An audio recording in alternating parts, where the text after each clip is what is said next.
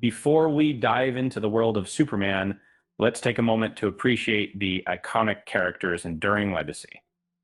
And if you're enjoying this content, be sure to subscribe to our channel and hit the like button for more engaging stories.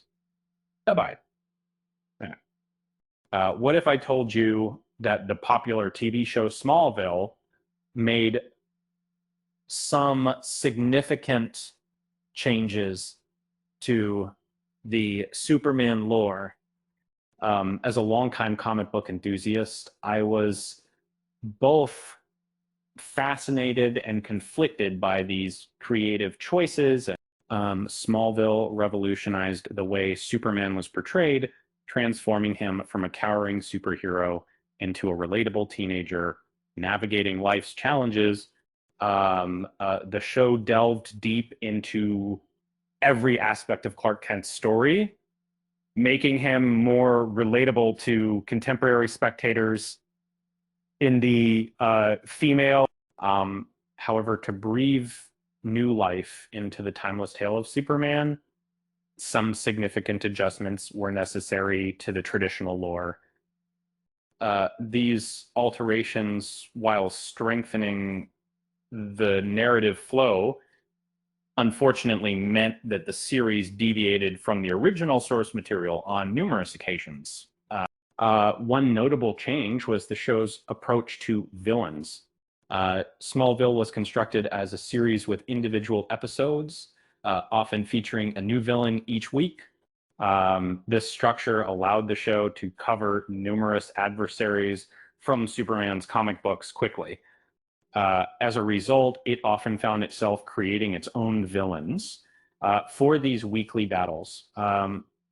Another significant departure from the original source material was Lois Lane's storyline. In the comics, Lois is Superman and Clark Kent, which is their ceremony, and Clark Kent in Superman unaware of their true identities.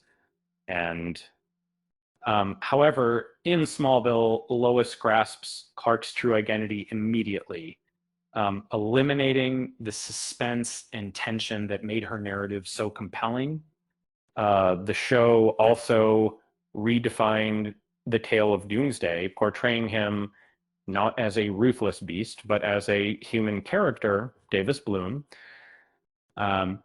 This twist added an intriguing layer to the storyline, yet it represented a significant departure from the original concept.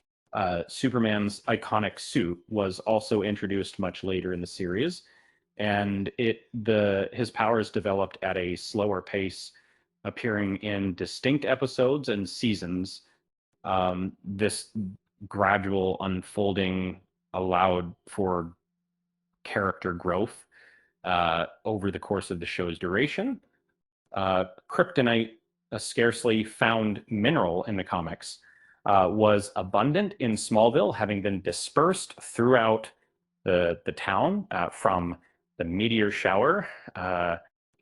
This made it convenient for Clark's adversaries to have some on hand whenever they engaged in a battle with him. Jimmy Olsen's death was another significant departure from the original source material.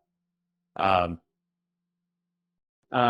the comics, Jimmy Olsen is a beloved character who often finds himself in humorous predicaments. However, in Smallville, his storyline was cut short,